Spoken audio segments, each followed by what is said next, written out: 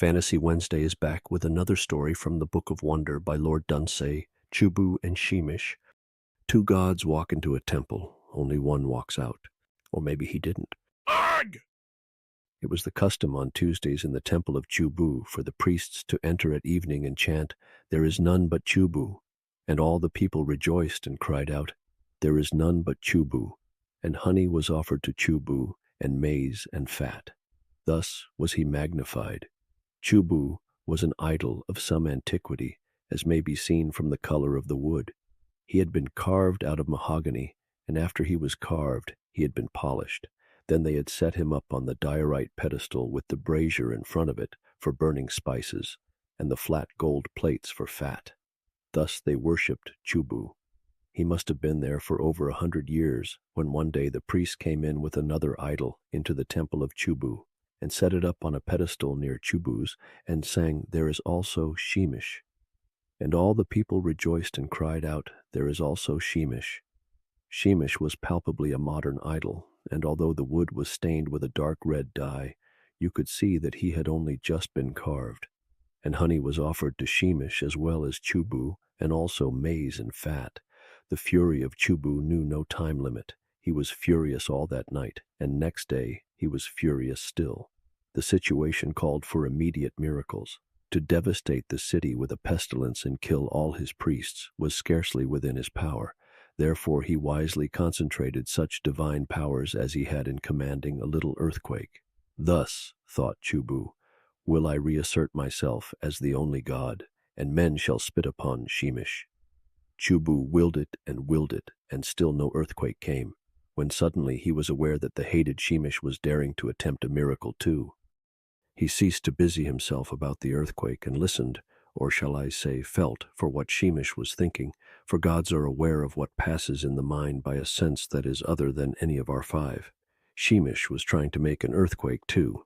The new god's motive was probably to assert himself. I doubt if CHU-BU understood or cared for his motive. It was sufficient for an idol already aflame with jealousy that his detestable rival was on the verge of a miracle. All the power of CHU-BU veered round at once and set dead against an earthquake, even a little one. It was thus in the temple of CHU-BU for some time, and then no earthquake came. To be a god and to fail to achieve a miracle is a despairing sensation. It is as though among men one should determine upon a hearty sneeze, and as though no sneeze should come. It is as though one should try to swim in heavy boots, or remember a name that is utterly forgotten. All these pains were SHEEMISH's. And upon Tuesday the priests came in, and the people, and they did worship CHU-BU, and offered fat to him, saying, "O CHU-BU who made everything." And then the priests sang, "There is also SHEEMISH." And CHU-BU was put to shame and spake not for 3 days. Now there were holy birds in the temple of CHU-BU, and when the 3rd day was come and the night thereof, it was as it were revealed to the mind of CHU-BU that there was dirt upon the head of SHEEMISH. And CHU-BU spake unto SHEEMISH as speak the gods, moving no lips nor yet disturbing the silence, saying, "There is dirt upon thy head, O SHEEMISH." All night long he muttered again and again, "There is dirt upon SHEEMISH's head." And when it was dawn and voices were heard far off, CHU-BU became exultant with earth's awakening things, and cried out till the sun was high, "Dirt, dirt, dirt upon the head of SHEEMISH." And at noon he said, "So SHEEMISH would be a god." Thus was SHEEMISH confounded. And with Tuesday one came and washed his head with rose water, and he was worshipped again when they sang, "There is also SHEEMISH."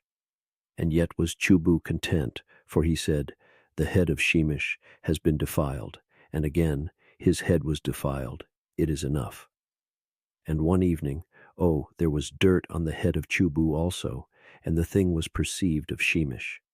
It is not with the gods as it is with men. We are angry one with another and turn from our anger again, but the wrath of the gods is enduring. CHU-BU remembered, and SHEEMISH did not forget. They spake as we do not speak, in silence yet heard of each other, nor were their thoughts as our thoughts. We should not judge them merely by human standards. All night long they spake, and all night said these words only, "Dirty CHU-BU, dirty SHEEMISH." Dirty CHU-BU, dirty SHEEMISH, all night long. Their wrath had not tired at dawn, and neither had wearied of his accusation. And gradually CHU-BU came to realize that he was nothing more than the equal of Sheemish. All gods are jealous, but this equality with the upstart Sheemish, a thing of painted wood 100 years newer than CHU-BU, and this worship given to Sheemish in CHU-BU's own temple, were particularly bitter. CHU-BU was jealous even for a god, and when Tuesday came again, the third day of Sheemish's worship, CHU-BU could bear it no longer. He felt that his anger must be revealed at all costs, and he returned with all the vehemence of his will to achieving a little earthquake. The worshippers had just gone from his temple when CHU-BU settled his will to attain this miracle. Now and then his meditations were disturbed by that now familiar dictum, "Dirty CHU-BU," but CHU-BU willed ferociously, not even stopping to say what he longed to say and had already said 900 times, and presently even these interruptions ceased. They ceased because Sheemish had returned to a project that he had never definitely abandoned, the desire to assert himself and exalt himself over CHU-BU by performing a miracle, and the district being volcanic, he had chosen a little earthquake as the miracle most easily accomplished by a small god. Now an earthquake that is commanded by two gods has double the chance of fulfillment than when it is willed by one, and an incalculably greater chance than when two gods are pulling different ways, as to take the case of older and greater gods, when the sun and the moon pull in the same direction, we have the biggest tides. CHU-BU knew nothing of the theory of tides, and was too much occupied with his miracle to notice what Sheemish was doing, and suddenly the miracle was an accomplished thing. It was a very local earthquake, for there are other gods than CHU-BU or even Sheemish, and it was only a little one as the gods had willed, but it loosened some monoliths in a colonnade that supported one side of the temple, and the whole of one wall fell in, and the low huts of the people of that city were shaken a little, and some of their doors were jammed so that they would not open. It was enough, and for a moment it seemed that it was all. Neither CHU-BU nor Sheemish commanded there should be more, but they had set in motion an old law, older than CHU-BU, the law of gravity that colonnade had held back for 100 years, and the temple of CHU-BU quivered, and then stood still, swayed once, and was overthrown on the heads of CHU-BU and Sheemish. No one rebuilt it, for nobody dared to near such terrible gods. Some said that CHU-BU wrought the miracle, but some said Sheemish, and thereof schism was born.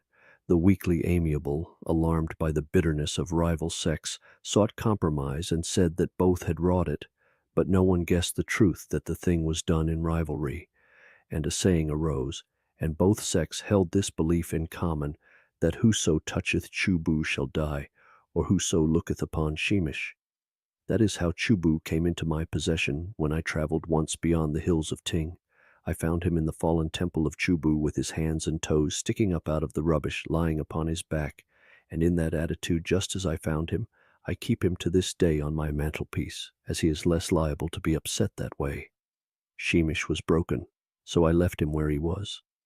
And there is something so helpless about CHU-BU with his fat hands stuck up in the air that sometimes I am moved out of compassion to bow down to him and pray, saying, "O CHU-BU, thou that made everything, help thy servant."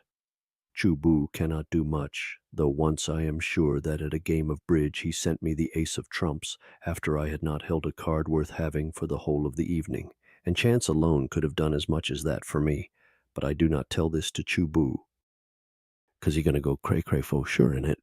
And with that we reach the end of this story. Bye-bye.